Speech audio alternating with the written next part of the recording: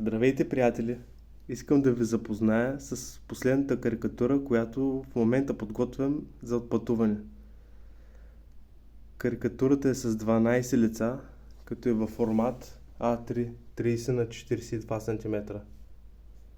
Форматът е малко по-малък за 12 лица, като причината е, че тя заминава за Финландия и ще бъде носена като ръчен багаж. Така че клиентката ни пожела да бъде в такъв формат.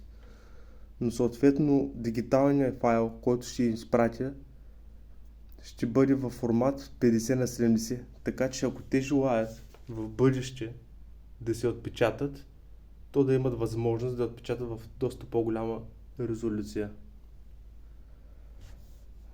Както виждате, а може и да не се вижда много хубаво, карикатурата е с антирефлексно стъкло, което придава един матиран ефект на изображението и доста по-добро усещане.